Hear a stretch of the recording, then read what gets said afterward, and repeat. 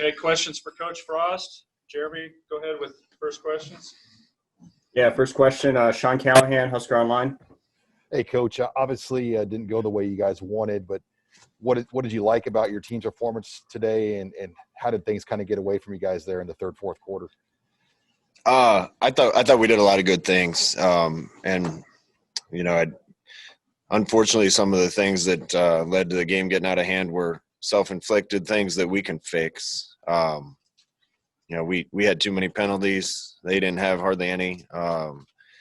We turned the ball over a couple times with the quarterback running. We got them in a couple second and really longs and gave up first downs on 3rd and 14s. We can fix a lot of those things as a group. We hung in with them a lot better than we did last year physically, and I give a ton of credit to them. That's a really good team. But I was proud of how our kids fought. At the end of the second quarter, we got the ball back down 17-14, and a chance to go take the lead before half, and kind of shot ourselves in the foot with the delay of game penalty. That's my fault. And a holding penalty, or I can't remember what happened next, and they score quick before half and then score coming out of half, and that's the game. Next question, Brian Christopherson, 247. Scott, I know you can't comment on the calls directly maybe, but just the rule in general about Deontay and Cam having to sit out the next half, is there a way that could be revisited by the league before then, or what do you know on that? I have no idea, and I'm not going to say anything now other than on the field. It looked to me like Deontay hit him in the chest with his shoulder, but that's just me seeing it live in the stadium, big screen. So hopefully we can have some discussions about that. We'll see where that goes. We got to play smart as a team, and the other one certainly wasn't violent, but it was a dumb play, and we need to fix those things.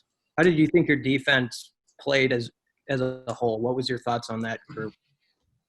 I think time will tell. I was happy with how they competed. I thought we tackled pretty well, but we gave up a lot of yards, and I don't know if that's because we were playing such a good team. Again, ton of credit to them with their quarterback, the speed they have at skill. I think they have a lot of future pros on their team, and at times I thought defense played well and battled, but we got to get more stops than that. Offense has to put our defense in better situations than that.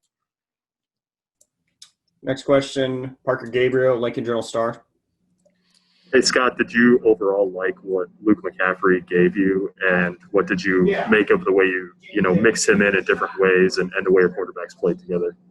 Yeah, I've been telling everyone that our two quarterbacks are two of our best players on our football team, and that certainly played out today. I thought both played well. Can't turn the ball over. If we're going to run our quarterbacks like we do, then they need to take care of the football just like everybody else, and we'll certainly address that this week. Next question, Mitch Sherman, The Athletic. Hey, Scott, you talked late in the week about being interested to see how your guys would respond when Ohio State hit them in the mouth a little bit, and that moment kind of came at the very end of the first half. How do you address that? How do you what's your response to the way that those few minutes at the end of the first half? I think it happened. I think it happened before that. It was. Are you by yourself? I'm sitting in the press box. Yeah. By yourself? Oh no, there's 20, 30 of us up here. Oh, okay, gotcha. I see. I thought they. That happened earlier than late second quarter. I thought that happened in the first and early second quarter, and I thought our guys responded really well. There's a lot of excitement down there when we tied it up 14-14. Then defense came a couple inches from getting a stop on the next drive. We got the ball back 17-14, and I thought we still did some good things after that. We just have to produce better on offense on that drive and keep them from scoring at the end of the first, and want to come out of the locker room and get a stop. But again, we were playing a good team, and I give them a ton of credit. Next question is from Sam McEwen, Omaha World Herald. Hey, Scott. Thanks for doing this. How did you feel like your pass game functioned today? Didn't get a lot of looks downfield, but the completion rate was really high. What did you like from the way that Adrian and Luke played in that role, and what more do you want from your pass game going forward? Well, I thought we had a really good game plan. Coach Lubbock's made us better. We stopped ourselves a lot today between penalties and sacks, and when we played clean drives, we executed pretty well and moved the ball well. We still, as a program, need to be able to push the ball downfield better. There's no question about that. When you watch the speed they have at wide receiver and the shots they take and the deep balls they hit, when you hit those are big plays. And even if you don't hit them, you're backing people up and keeping people honest. We have a ways to go to be able to be that kind of threat to hit a home run in the passing game. But I thought the guys executed the game plan we had very well. We had a couple other chances and fumbled a snap and missed a protection with guys running open downfield. And I thought they executed the game plan well at times, but we shot ourselves in the foot too much. Do you feel like – one question I know that fans will have is, do you feel like those receivers are coming along in a way that can help you push the ball down the field, whether it's the guys that are playing now or maybe the guys that are behind them that are new and coming? Yeah, we're getting better at that position. There's no doubt about it. We have to watch the tape and see how everybody played, but I thought the guys that played did some good things, made some catches. Thought our tight ends really got involved in the game plan, which we've needed to have happen. And then some of those young guys got in late in the game, and every rep they get is valuable. So we'll keep bringing that whole group along. I can tell the article you're going to write, and that's one game against a really good football team. So if we didn't throw for 450 yards, there's always next week. Next question, Andrew Ward.